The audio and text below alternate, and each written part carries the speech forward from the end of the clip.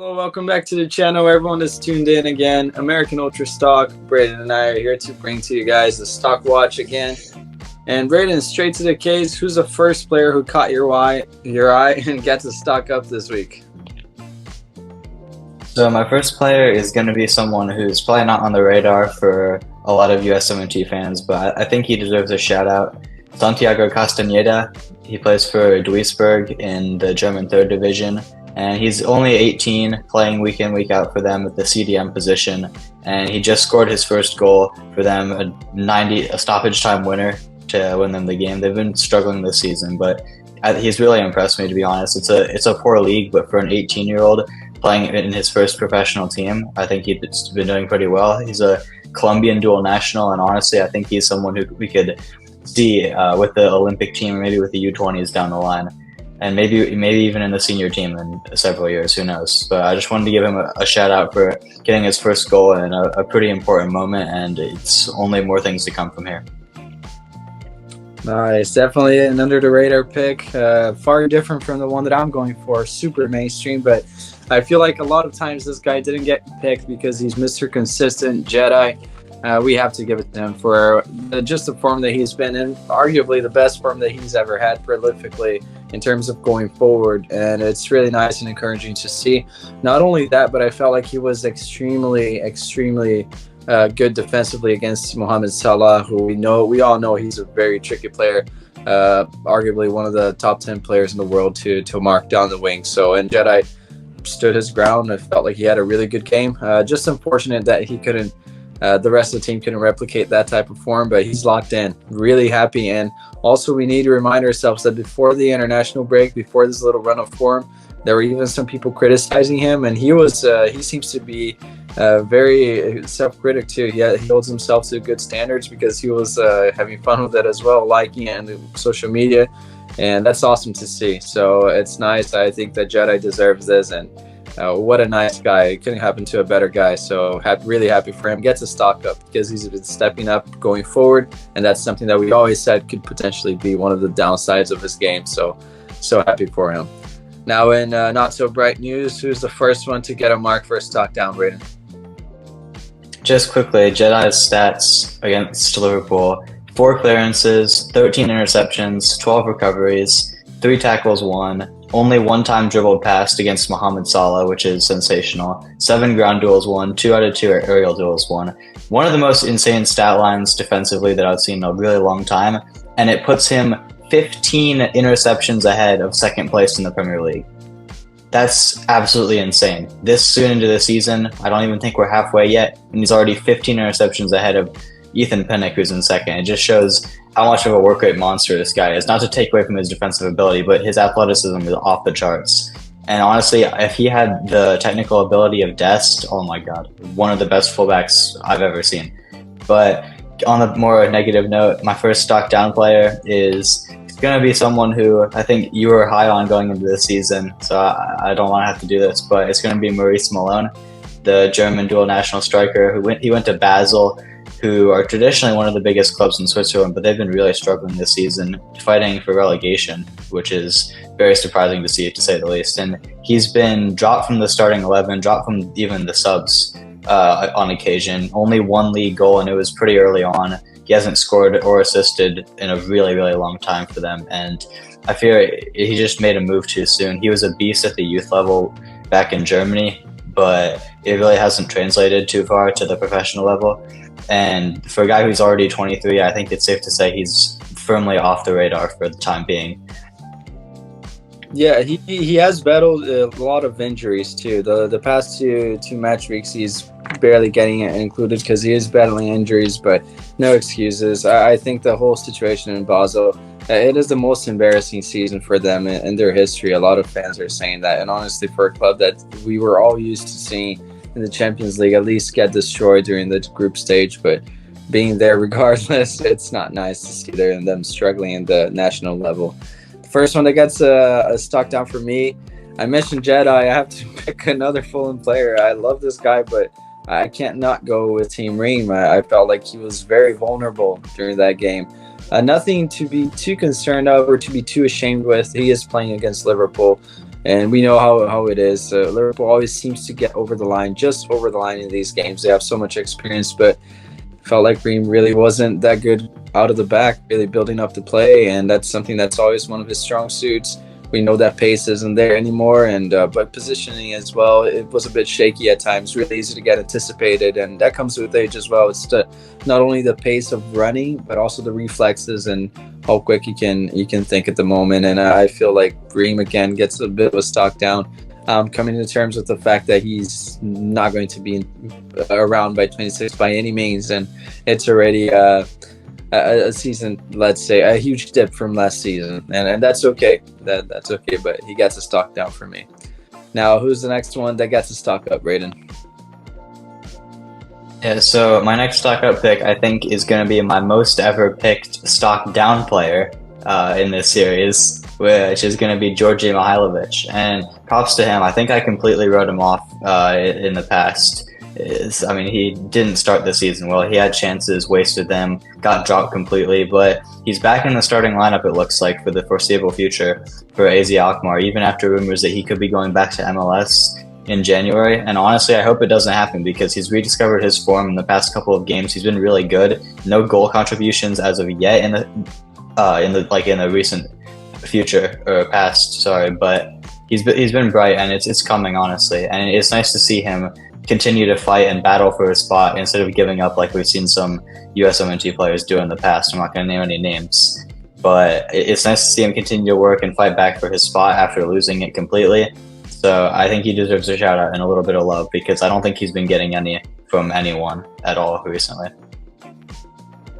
Yeah, I think he's so under the radar, and part of that is because the Gold Cup campaign that has led a lot of people. I know that people are expecting him to be one of the bright spots, and I feel like he needs to do a lot to climb himself up back into contention. Now, the next guy to get a stock up, I have to give myself a little bit of praise for this one, Ricardo Pepi. What a moment. What a moment. Honestly, unbelievable game.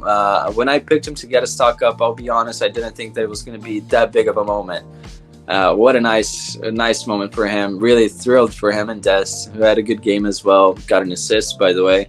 But Ricardo Pepi, what a crucial clutch moment. Really nice to see all of the staff, the celebrations. It means a lot to them. And hopefully it already solidifies what is going to come in the future for him. I feel like he will be definitely staying at PSV for 3 years and be a cult hero there. I feel like there are good things there. The foundation for what he can do there is really big for him. And these moments, even though he's still a sub, always capitalizing on the minutes that he gets. So happy for Pepi.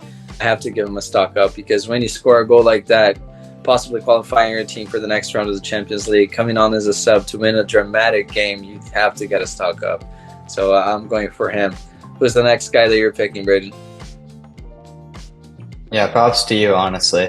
What a pick. Definitely the best one we've had for players to watch so far in this series. As someone who I was really high on to start the season, Dwayne Holmes, another championship player. He started off the season really, really well. Preston North End were flying up into first place as no one would have expected, but they've gotten a little bit of a reality check recently. Still not been doing too bad, but fallen down to 8th, which honestly is still above expectations from the season, so I think it's still a positive overall. But he hasn't scored or assisted in the last 4 games, been in and out of the starting lineup, and it was looking like the purple patch that I hoped was a new leaf in his career was just that, just a little run of form.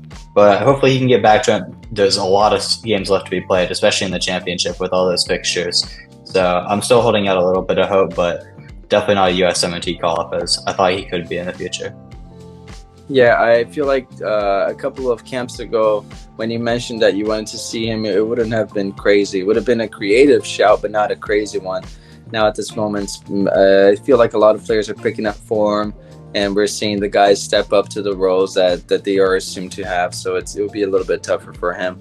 But still, I still think it's a good season for them if you compare to what my expectations were for them at the beginning of the season. But the next guy to get a stock down for me, I was really high on him at the beginning of the season too. But, you know, soccer, things can change a lot in a matter of 4 months. So Lyndon Gooch he started a game. He's becoming a starter now, which is nice to see for Stoke. But It played really bad, really bad. Decided to watch part of the game, and it was awful. Don't let FotMob or SofaScore or whatever app fool you. I love the guy, but no way he deserved anything above a 6. And I'm being kind. So erratic with the passing. I don't know what happened. It feels like he went from possibly the highest of highs in terms of his performances to the lowest of lows. Still really struggling this year, and I don't think that he's even a solidified starter there. Really bad performance, and that was his best performance of the season. So make that of what you will. Definitely gets a stock down. And with the new landscape of left back depth that we have now out of nowhere, I think he's definitely out of contention. Maybe MLS bound at some point in the future, but gets a stock down for me. Now, maybe a nice player to include for an MLS club, honestly. Thinking about it, could be interesting. But anyways, another guy that gets a stock up, Braden, who is it? Yeah, it's just unfortunate for Gooch, a player who I loved, honestly, and for a Sunderland legend, a cult hero, if you will, for them to see him decline this season. It's been pretty sad, and finally shipped out to Stoke. But my final stock up is going to be Chris Richards, and how could it not be? Finally trusted to give it a game. Now, it was only because Jeffrey Schlupp had some personal issues last minute, and Roy Hodgson was scrambling a little bit, playing him out of position at the 6. But he didn't really look out of place. What a performance from him. One of Palace's best players on the night in a 1-1 draw with West Ham, and some would say he outperformed Edson Alvarez at his natural position. But we're not ready for these conversations. And I just think it's nice for him to finally get some game time, build up some confidence from a good performance. And honestly, I don't know why Crystal Palace continued to snub him from the starting lineup, because every time he's played for them, even in limited minutes, he still looked good. For the USMNT, I've definitely called out his poor performances as of late, but for Palace, he's always been solid. And I think it's a theme at Palace, not to go off on a tangent, but Roy Hodgson he doesn't know what he's doing anymore. He's leaving players on the bench that really could make an impact. Not just Chris Richards, a bunch of other players, Matheus França, for example. But anyways, it's good to see Richards finally get some game time, and honestly, who knows? With this performance, even if it's not in position, which isn't the most ideal situation, as long as he's finally getting minutes and looking comfortable in the Prem, it's still a win. And I think he could be in line for some more starts at the 6, because we're getting into that time of year where every team is playing 2 fixtures a week, 3 fixtures a week, and rotation is necessary. So I think we could be seeing a lot more Richards game time, especially ahead of a January transfer window where he was heavily linked to a loan move or even a permanent move. I think it's big for him to finally get a starting role. Yeah, I'll be honest. I was happy for him. I thought he did a good job, but it was more of a makeshift performance, in my opinion. I feel like long term, he definitely won't be long at the 6. But it was so nice to see him, so encouraging to see him step up. And it really is up to him, honestly, if he wants to make that role his at the moment, because I think that there's an injury in Palace. I forgot the player's name that plays CDM for the rest of the season. Decore is out for the season, so I feel like there's definitely a spot there for Richards to be at least getting more minutes. So we'll see. We'll see if he wants to grind it out in the Prem or get a loan move. Regardless, it's good that he got minutes, because then it attracts more attention for clubs that may be interested in him. I don't want him at the Eredivisie. I want to see him test his brand somewhere else. But lastly, putting a stock up, my last player for a stock up is another CDM, Maloney, getting his first goal contribution. So really happy for him. It wasn't a game that Heidenheim wanted, but still got a goal contribution. So really nice for him. Really happy for him. It's not just a merchant that just defends the whole game. So really nice for him. All right, now the last guy that gets a stock down for you, Braden, this week. Who is it? Honestly, I thought that this week all of our players performed at a pretty high level. So this stock down is not going to be because of performances. It's going to be Tyler Adams. And I just think that our 6 depth is really coming a long way.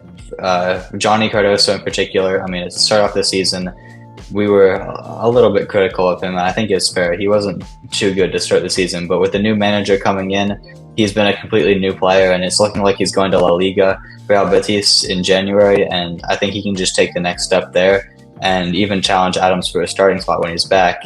And even with the emergence of Leonard Maloney, like you said, getting his first assist in the Bundesliga, congrats to him on that. Tanner Tessman performing at a very high level in Serie B for Venezia, probably going to get them promoted. Let's hope up to Serie A and continue to grow there. And hell, even Chris Richards playing at the 6 now could be a makeshift player. And even though it's not his natural position, I honestly don't think it'd be the worst thing for him to play there for us, because we need a destroyer in that midfield. And even though he's not a natural 6 and he's not the best for ball playing, I don't think that matters, to be honest, with the other midfield options that we have. So I think Tyler Adams' spot is a lot more in jeopardy than we would have thought going back to the World Cup, where he was our captain, one of our best players. Now with this injury, I mean, with all the players that are stepping up this season, it's looking a little bit shaky for when he comes back.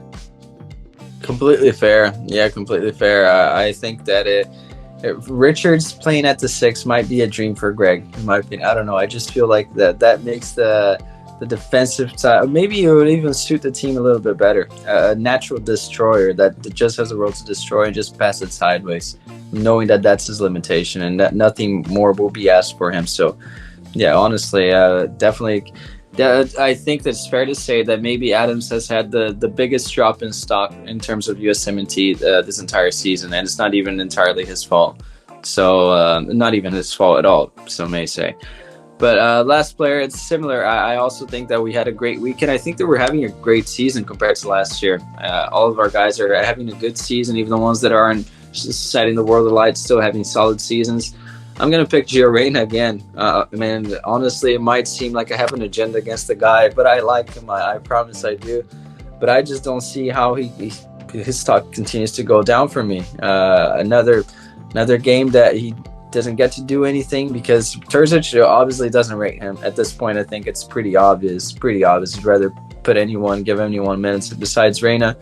And I do see that with the links of him going to perhaps Ajax or another mid-table Bundesliga club, any move at this point, really. I like when players stick around and fight for their spot, but I don't know if there has been any attitude issues or anything that Terzic doesn't see in Gio and hasn't given him the opportunity, really, because last year he was still performing when he got given minutes. So I got to pick him, because even though he has done that, he has performed well last year in some clutch moments. Nothing seems to turn Terzic's head around and his opinion on Reyna. He doesn't get any minutes, so he has to get his stock down for me. Now, going into the week, let's see if we have some good predictions. Who's your main stock watch in the under the radar one, Raiden? Just on the topic of Reyna, I mean, it's the worst possible situation for him. And not only that, Terzic seems to hate him clearly. I mean, he's putting on Thomas Meunier on for Marco Reus, not even close to a positional change when they're drawing 1-1. I mean, this is Dortmund. This is a team that's supposed to be fighting for titles. I mean, bottling them every year, sure, but still fighting for them. And they're making a defensive sub when they're drawing. It's just not characteristic at all. And the worst possible thing as well in the Champions League, somehow, some way, they're topping the group of death, which is just all that Terzic needs to say, oh, look, it's been working. Even though they're 5th in the Bundesliga, not even going to qualify for the Champions League at this rate, Terzic will still say, oh, we're doing it in the Champions League, so no need to change things up, no need to play Reyna. And honestly, I hope that he gets a loan move for the rest of the season and Dortmund just continue to plummet and eventually sack Terzic and Reyna can come back next season with a new manager and fight for his spot back, because I do think there's a place for him at Dortmund under the right system. I think he can be elite there. It's just unfortunate what's happened under the manager, but that's not really up to Reyna. And going into my picks for this week now, like I said earlier, most clubs are going to be playing 2 to 3 games a week, so a lot of opportunity for some rotational players. But for my main player, I'm going to go for Weston McKennie. It's a huge game coming up on Friday for Juventus up against Napoli, the current Serie A champions. They've fallen off a little bit this season.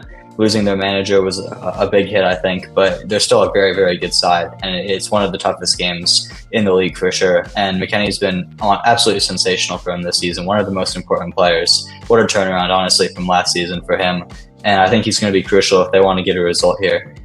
And my sleeper candidate is going to be Paxton Aronson. Finally got his first Bundesliga start this weekend. Congrats to him for that. Only played 45 minutes, which could be a bad thing, but honestly, I don't think he played that well. And I'm hoping that it's because they wanted to rest him a little bit so he could start the next game on Wednesday in the DFB Pokal against Saarbrücken.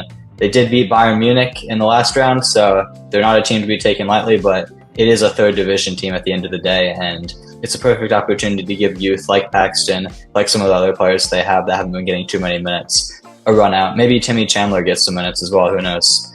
But I think it's the perfect chance for him to start and really shine, and I think he can if he gets the opportunity. Yeah, I just hope that not a lot of people watch this game, because it could be easy to say that the narrative that, oh, the Aronson brothers, they're weak or physically weak, because I don't think that he was bad in the game, but it could definitely be cropped out some clips at some moments. But I like that, again, I felt like he wasn't bad in the game, but nothing crazy. I don't think that performance warrants him another start right away, but since it's the DFB Pokal, I think that it's a promising week for him. For my main pick, I'm gonna go for Jedi again. I feel like the guy's on fire, and I feel like he's gonna get a goal this week. I just have a feeling that he's gonna get a goal, and it would be really nice for him. And for my for me, it's not an under the radar pick. I always pick this guy, the guy that I back the most in this channel. We might as well put that this is the American Ultras, the Tesman fan club, for at least on my part. Tesman is going to captain the team against Cremonese. And I think that even though Pojampalo has a bit of an injury, Venezia still should be fine. It's just a slight knock, and Gyatker has been doing well at the 9-2. Him and Johnson linking up really well. And I feel like Tesman is going to step up again against a good team. Cremonese is definitely on the mix for a playoff spot. I don't think if they'll get an automatic promotion. We've been on 5 wins on a row. I think they'll do it again, and Tesman's going to score a free kick this time again. If this happens, honestly, I'll retire.